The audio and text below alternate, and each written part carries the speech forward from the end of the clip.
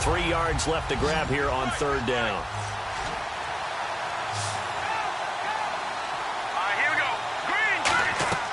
Wentz going to try and throw on 3rd. And Huff reels it in. And he's got a 1st down as he's up to the 48. Give him 12 yards on that one. It earns him a fresh set of downs. Wasn't the first option. No, it came off of that guy, the deep guy, and came underneath on the drag. Completed it very well.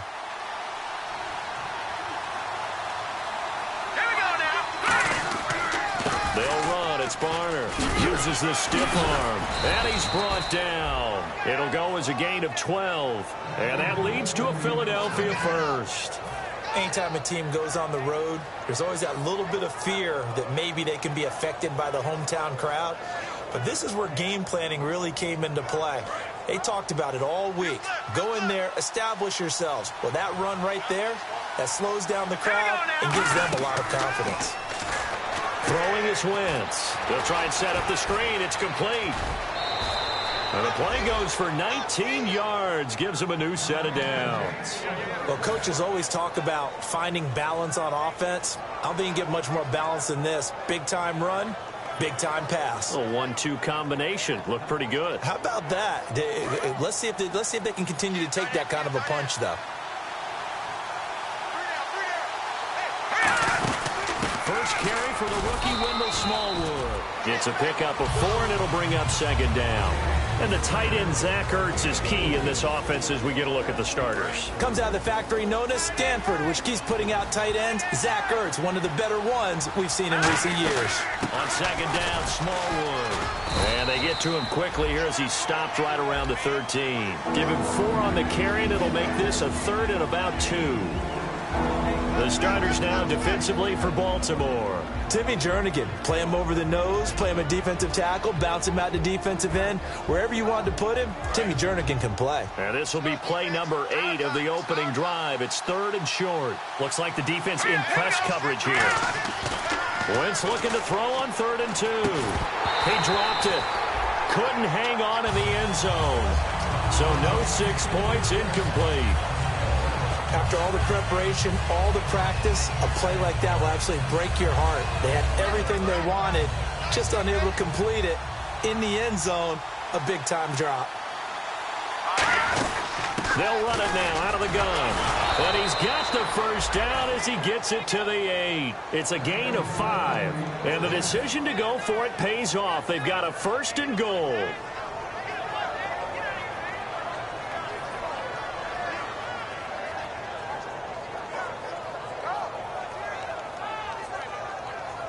And a really long drive here, and it goes on and on. And here we go on 1st and goal. They run again with Barner. And he will maneuver his way down to about the 7. Give him 2 yards on that one. 2nd and goal now. Defensively, pretty good start there with their backs against the wall. That's a win for the stop troops right there. And if I'm them, I get a little bolder now. They won the first battle. Keep coming after them. Put the pressure on them.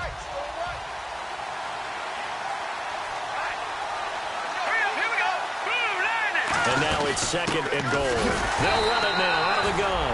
And he is going to lose yardage here. It's a loss of 2, now 3rd down. Partner, I know we're in a goal-to-go situation, but my goodness. Think about running the ball here. Not even a thought, is it? Defensively, they're in a prime spot. And I think the defensive guys are probably expressing themselves to them as well. I wouldn't run it here, guys. You might want to try throwing it. Here's Wentz to throw. Nowhere to escape, and he goes down. Willie Henry, the rookie from Michigan, in there to get him, and that's sack number 8 for him on the year.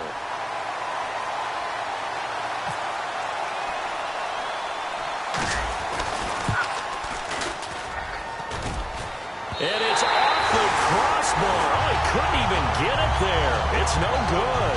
And this will remain a scoreless game. Well, he had that one on target. That's half the battle. The other half of the battle, however, is distance. And he nearly had that, too. But it was the crossbar that said otherwise. And that'll deny him a shot at 3.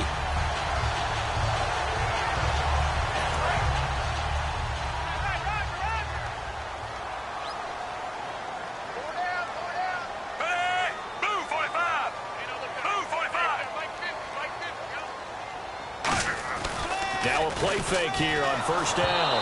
Oh, the ball comes out on the hit, but they'll say it's incomplete. Ben Watson was the intended target, the tight end. That'll bring up second down.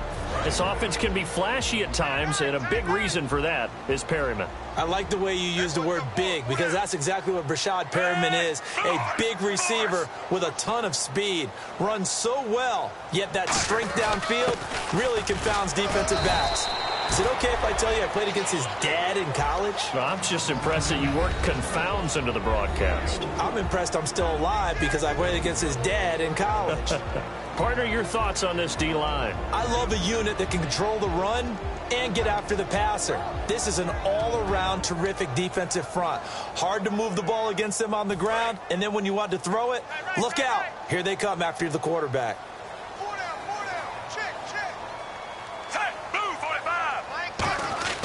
Third down. Flacco needs a decent chunk of yardage. And he can't quite intercept it. Zone coverage, free safety was there. Couldn't come up with it, and now it's fourth down.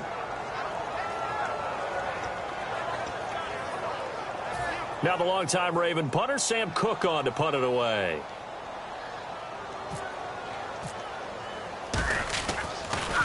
And he'll get this away into the icy winter air. This is taken around the 12. We'll call that a punt of 54 yards. Well struck. And the offense will come back onto the field with a 1st and 10. Philadelphia getting set to take the field. And they had compiled a pretty long drive last time. Unfortunately, though, it ended with no points after the missed field goal. And that can hurt the psyche of a team, because as they drove downfield, you know you're never supposed to count points in your mind until they go up on the board. But let's face it, we've been there. We've seen teams before. They were counting on those points. They didn't get them. Can they come back now, start over again, and grind it out? 15 yards through the air on a 1st down. And that's one of his advantages of a passer, is it not? With his height, setting back there in the pocket, firing it over the middle, he can really see everything clearly. It is, and I know that other quarterbacks get it done different ways, all right? You don't have to be his height to make a great play. But what he does is he takes away having to make those slide steps in the pocket to find angles to throw the ball through. He just throws right over the top of it because he can see everything, and sometimes that saves time and gets the ball to a receiver quicker. Looking to hit Matthews, but it's intercepted. A great read, and it's picked off. And the return here is stopped at the 35-yard line. And now Baltimore gets set to take the field. And on the first drive, 3 and out. And I know that these are professional athletes, but I would imagine sometimes you get the nerves at the beginning of a game still, don't you? Those don't ever go away. And typically what I've heard from guys and what I remember from playing, if you don't have nerves at the start of a game, it's not going to be a great day for you. You're not really ready to play. So finding a way to harness those nerves and not let them affect you in a negative way, that's what all the guys are looking for. On first down, this is Forsett. And he's going to take this one down to the 25. It'll be a pickup of 10 yards. And that'll make it 2nd and a foot or so. Not an ideal spot to be on first down, but I love that the play caller did not immediately abandon the running game and say, okay, we've got to throw it in order to pick it up. Stayed with the run, was rewarded with a big-time pickup. Now they're in 2nd and manageable.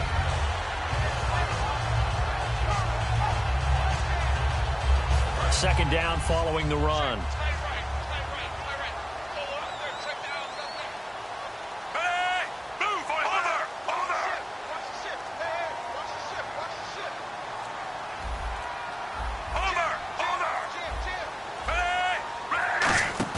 Play fake to Forsett. Now Flacco.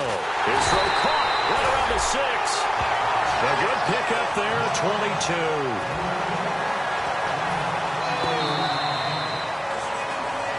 Second quarter now. Brandon Gaudin, Charles Davis with you. It's the Ravens who have the football, and they've got it here with a 1st down. And now inside the red zone, the offense will operate.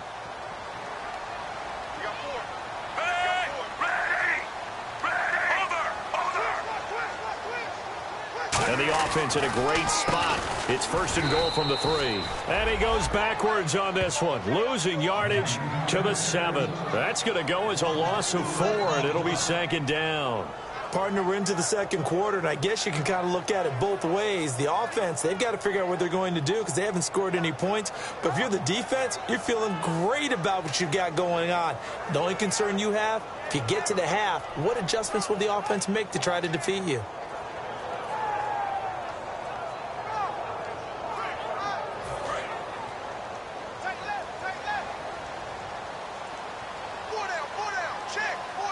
And on the outside, they're playing press coverage. Flacco, that's complete, right around the 8. No gain on that one, and it's going to bring up a third down. And that's when it's fun to play defense. When you're able to diagnose a play right from the beginning, get all your guys to the football, and spill the play, that's when you have a lot of fun playing on that side of the ball.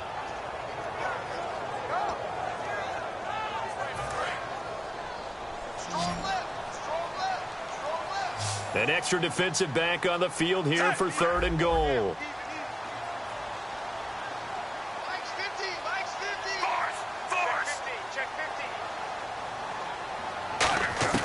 Third and goal, Flacco.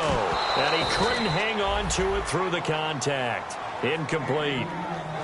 Timing's crucial in any route thrown, but when you throw an out, so many things are going through the mind of the receiver. Catching the ball, timing it up with the quarterback.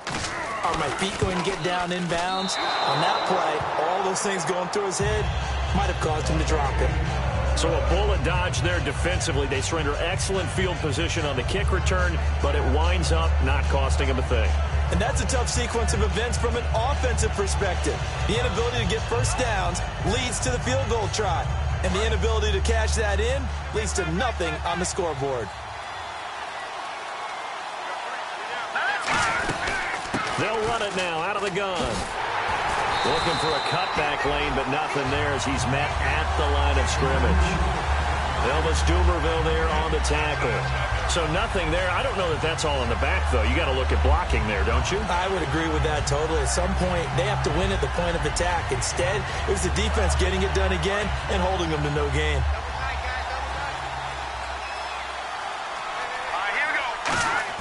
On second down, here's Wentz. Looking for Aguilar, and it's intercepted. Picked off here by Jimmy Smith. And they are going to set up shop at the 32-yard line. And now Baltimore gets set to take the field. And they have to feel like they missed on an opportunity for points last time when they couldn't connect on that short field goal try.